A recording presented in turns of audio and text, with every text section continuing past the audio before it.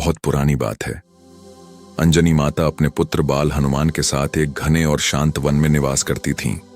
वह स्थान पर्वतों, नदियों और विशाल वृक्षों से घिरा हुआ था। बाल हनुमान वहां दिन भर खेलते, वृक्षों पर चढ़ते, पक्षियों की बोली की नकल करते और कभी कभी आकाश को ताकते हुए सोचते कि मैं कितना ऊंचा उड़ सकता हूं। एक दिन प्रातःकाल अंजनी माता वन की ओर जल लेने चली गईं। जाते समय उन्होंने हनुमान जी से कहा, बेटा यहीं रहना, मैं अभी आती हूं। बाल हनुमान एक विशाल पीपल के पेड़ के नीचे बैठ गए। शांत वन में हवा मंद मंद चल रही थी, लेकिन तभी वातावरण में एक विचित्र परिवर्तन हुआ। पत्ते एकाएक सिहर उठे, पक्षियों की चहचहाहट थम गई और तभी वन में एक स्त्री प्रकट हुई। अत्यंत सुंदर, किंतु उसकी आंखों में एक रहस्यमयी चमक थी। वह धीरे धीरे हनुमान के पास आई और मधुर स्वर में बोली, हे बालक, तुम्हारा तेज अत्यंत अद्भुत है।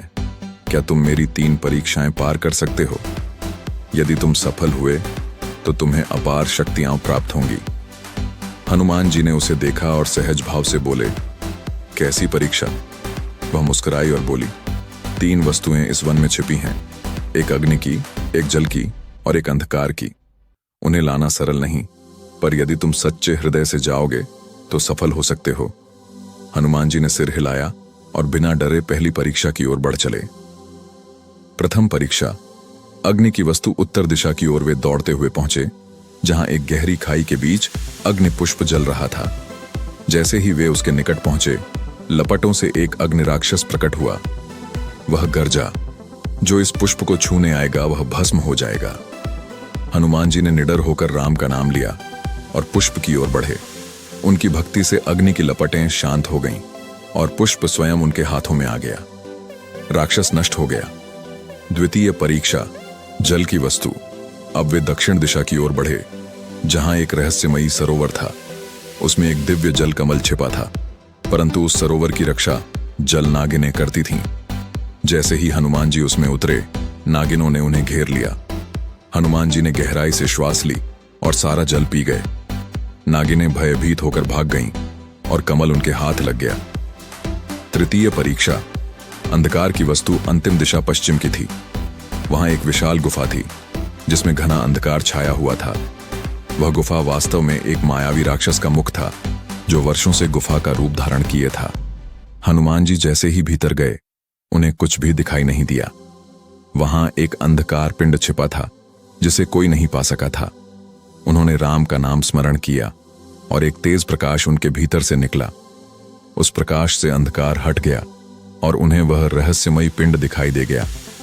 वे उसे लेकर बाहर निकल आए। जब तीनों वस्तुएं लेकर हनुमान योगिनी के पास पहुंचे, तो वह क्रोधित हो उठी। उसका सुंदर रूप टूट गया और वह एक विकराल राक्षसी बन गई। वह चिल्लाई, मैं रावण की दूत हूं, आज तेरी सारी शक्ति छीन लूंगी। हनुमान जी मुस्कुराए और बोले, जिसके पास प्रभु श्री राम का नाम है, उसकी शक्ति कोई छीन नहीं सकता। उन्होंने राक्षसी को आकाश में उठाया और उसे दूर एक पर्वत पर पटक दिया। वह वहीं राख हो गई। उसी क्षण आकाश से एक दिव्य वाणी गूंजी, पवन पुत्र हनुमान, तुमने न केवल शक्ति बल्कि विवेक, भक्ति और साहस की परीक्षा भी उत्तीर्ण की है। आज से तुम्हारे नाम का यश तीनों लोकों में फैलेगा। हनुमान जी ने हाथ जोड़कर उस वाणी को प्रणाम किया और मां अंजनी के पास लौट आए। वह उन्हें देखकर मुस्कुराईं, पर हनुमान जी की आंखों में अब बचपन की मासूमियत के साथ साथ एक दिव्य तेज भी समाया हुआ था। वन के उस रहस्यमयी दिन के बाद, जब बाल हनुमान ने योगिनी राक्षसी को पराजित किया, आकाश गंगा में ऊर्जा की एक ऐसी लहर दौड़ी जो सीधे लंका तक पहुंची। लंका में रावण का दरबार चल रहा था। रावण सिंहासन पर बैठा था, सोने के स्तंभों के बीच, और उसकी आंखों में गर्व और अभिमान जल रहा था। तभी उसका गुप्तचर अकालगामी दौड़ता हुआ भीतर आया। महाराज, वनों में एक वानर बालक प्रकट हुआ है, जिसने आपकी भेजी योगिनी को राख कर दिया।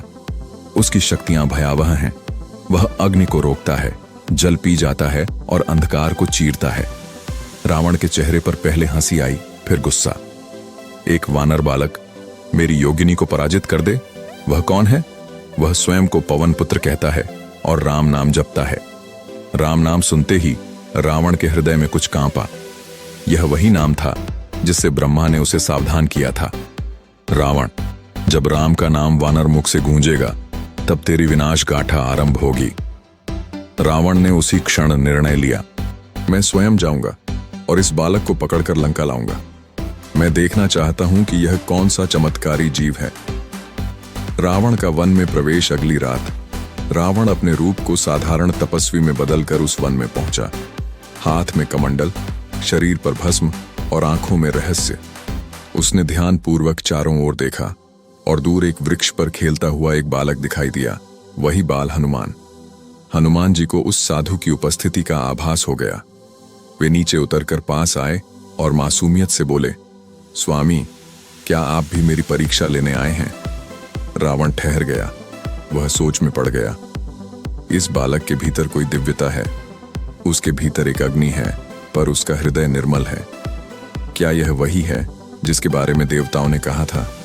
वह बोला, वत्स, मैं एक दूर देश से आया योगी हूं। सुना है कि तुम्हारी शक्तियां अपार हैं। क्या तुम मुझे अपने चमत्कार दिखा सकते हो? हनुमान मुस्कुराए, मैं कोई चमत्कार नहीं करता, मैं तो बस खेलता हूं, पर आप चाहें तो देखिए। उन्होंने एक ही छलांग में सामने खड़े पर्वत को पार किया, एक सूखी नदी को वायु में उड़ते हुए पार किया और फिर एक विशाल पत्थर को एक हाथ में उठाकर साधु के पास लाकर रख दिया। रावण की आंखों में आश्चर्य छिपा न रह सका। रावण की पहचान खुलती है, पर तभी बाल हनुमान ने उस तपस्वी को ध्यान से देखा। उनके नेत्रों में चमक आई। तुम साधु नहीं हो, तुम्हारी आंखें झूठ नहीं बोलती। रावण चौंक गया, क्या तुमने मुझे पहचान लिया?